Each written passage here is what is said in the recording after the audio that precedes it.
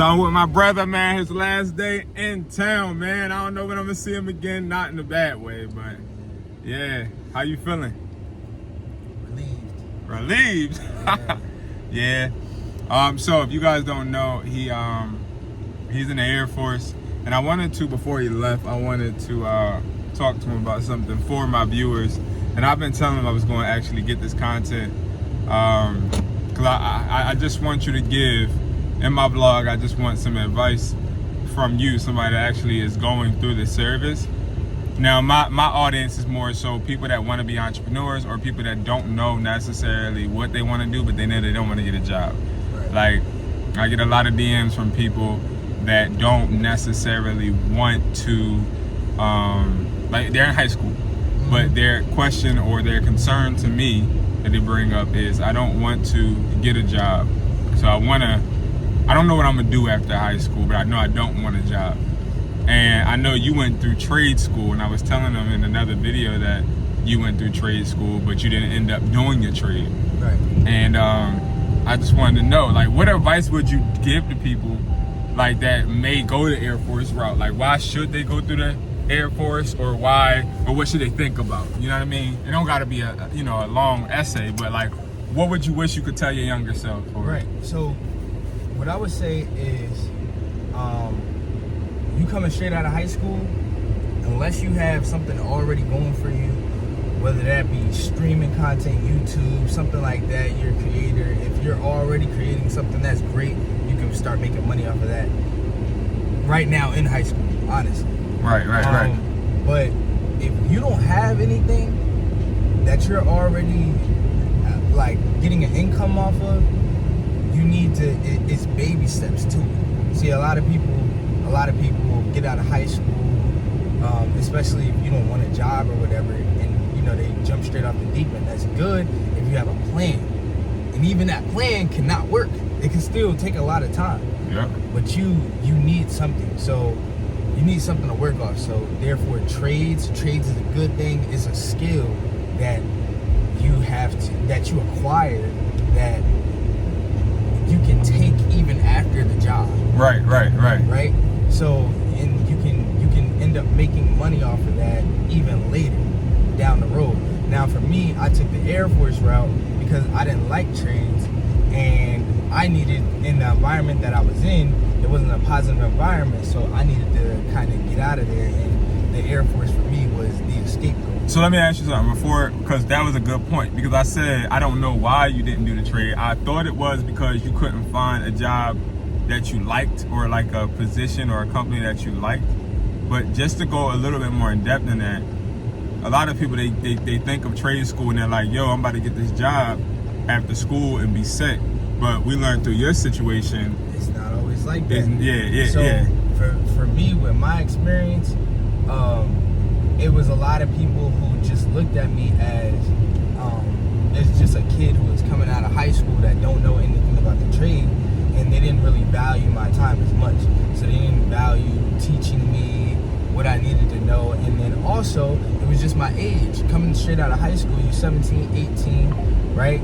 You don't really know the importance of showing up on time. You don't really know the importance of paying attention so that you can learn and stuff like that. Some people are at that maturity level, but at that time and place, I wasn't at the maturity level. So I couldn't take in everything and learn as quickly as they wanted me to learn, because you got to think that company is putting money into you for you to learn. Right. So you're on a time schedule. You're in a time crunch. So like I said, man, for me, the Air Force was the best thing for me. I don't know how many of y'all are growing up in two-parent households and whatnot, but for the Air Force, it taught me some type of stability, some structure, disciplines, things like that skills and stuff like that I can take on even when I get out of the Air Force right now. I can take that and apply that to a job and be good at it, because it really taught me how to learn and get better. Right. On my own. So, but also on top of that is giving me a bunch of things like free schooling. I know that's a lot of people's worries. Yeah. Free schooling, it just gives you a platform to really launch off from. You don't have to do no 20 years. 4 years is the same as college. I'm 2.5 years in. It feel like I just got in yesterday. You feel me? Right. It is challenging, you know what I'm saying? You definitely won't work for it, but it launches you. It's a bunch of networks and different things, and now the doors that I can go through are damn near endless. So yeah, you know. And to everybody that he just gave that advice to that needed it, if you're in school, if you're out of school, but you're like, you feeling like, because I don't, is there an age limit? Like, let's say I'm 26 and I'm just working at Amazon, and I just know I want better for my life. That's perfect. You can still join, right? Mm-hmm. Yeah. So I like think the age limit goes up to like 35, almost 40. okay. So, Yeah, so like if you are somebody that's thinking and you don't know exactly what your purpose is, but you know you want to have a purpose and you feeling as though, you know, you want to try something that you can commit to, obviously, right? I think that, you know, you want to explore options like this. At least he didn't sit on his behind and not do anything, you know what I mean? Exactly. At least he explored an option and he's going through with the option. Notice I said commit, because you do want to commit to these things, you know? And yeah, it's putting him in a position where he can travel all over the world. He's seen so many things and he's going to continue to do it, you feel me? So, you know, honestly, I think too, like I talk to my brother every here and there. We don't talk every day, but we talk almost every week at this point. What I will say is that you get to learn through people, and with his experience that he's getting, I think he's also able to do a lot right now, so he can then, when he's 30, be able to like really settle down and chill and map out what he wants, you know? So again, y'all, don't give up on what you got going, but at the same time, if you're doing something and it's not working, don't keep doing it. You know what I mean? It's time to switch it up. And that's, I think, the most important thing between being successful and being poor-minded is like, if you just doing something because it's comfortable, like he could have just sat there, did the trade, and just grinded it through, but it was something that he didn't want, and he broke, because he was comfortable. Obviously, he could be comfortable and just keep going, but he broke through that, got uncomfortable, went through boot camp. I was there to support him through his graduation, so I already seen some of the work that he put in. And, you know, Lord only knows how much work he puts in that other people don't see. You feel me? So, yeah, I'm proud of you, man. You just got to keep going, and hopefully we record another video.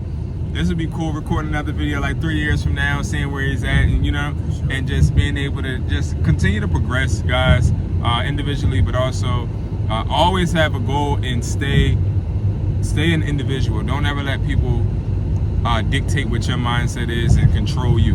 You feel me? And one thing I would tell you and give you advice on, bro, is I think as you continue to grow and you continue to go through this journey, focus on controlling the controllables. That's one thing I will always say. And it's funny because I don't know exactly when or the situation, but I'll never forget when I came into my brother's room and I gave him a piece of paper, and it had this whole paragraph of basically from Coach Carter. And it's basically a paragraph that is telling you that you can do all things, right? I don't know the exact verbiage, can't recite it right now, but I know and this is right before I left my mom's house. And something inadequate. yeah. And it was just me showing my brother, because I already knew we were going to lose a little bit of connection, obviously, because I wasn't going to be there. But, you know, I always wanted to try and instill in him the fact that he can do anything he puts his mind to, even though, you know, he may not have a male presence in his life all the time. And some of you guys might not either. Like, we both didn't have a male presence in our lives consistently. So we had to figure it out and find a way. And you can too. I'm telling you, y'all. But I'm going to see you guys later. We're going to ride to this restaurant, get some food, and then take it from there, because he's going to be in the airport as well. So he got to go to the airport so he can actually go back to his base, and then he's going to be deploying to Turkey, right? To Turkey, yeah, to Turkey. Yep. So I'll see you guys later. All right,